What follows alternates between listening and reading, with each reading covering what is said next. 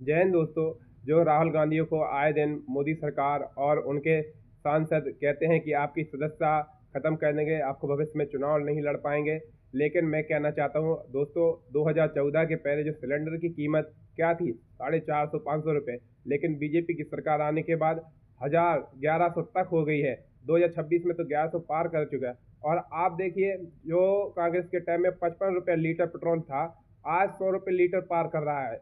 Gas जैसे ही और चीजें, जैसे और कहते थे देश के भूटान, बांग्लादेश, नेपाल, इनके उदाहरण दे के कहते थे सबका पैसा बढ़ रहा है और हमारे देश का पतला होता जा रहा है। तो अब आपके टाइम में नहीं हो रहा है मोदी जी पैसा पतला, और नहीं हो रहा है कि देश की करेंसी गिर रही है।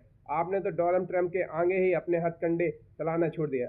हम ये नहीं कहते कि बीजेपी सरकार ने अच्छे काम नहीं किए, बीजेपी सरकार ने अच्छे भी काम किए। जैसे 370 जो कश्मीर को पूरी तरह से भारत में मिला लिया, ये आपके अच्छे काम। रोड और भी अच्छे काम किए जो आपने हाईवे कॉन्ट्रैक्ट किए। लेकिन आपने जिस तरह से भारत सरकार का मिस यूज किया है, जैसे नोटबंदी, तो गरीबों को तो नोटबंदी का कोई फायदा ही नहीं हुआ।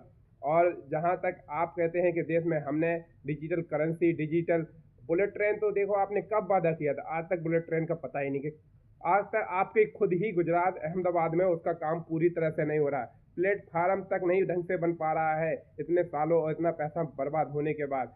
आपने वंदे भारत चलाई, लेकिन उसका कॉस्ट इतना ज्यादा रखे कि मिडिल क्लास तो सर्वाइव भी नहीं कर सकता है। दूसरी बात, आप राहुल गांधी के ऊपर कहते हैं अगर राहुल गांधी सत्ता में दोबारा आ गए तो बीजेपी शायद दिखे नहीं भविष्य में कि कहाँ गई। और ऊपर से आप इंदिरा गांधी को देखिए, इंदिरा गांधी ने तो कहा था उस टाइम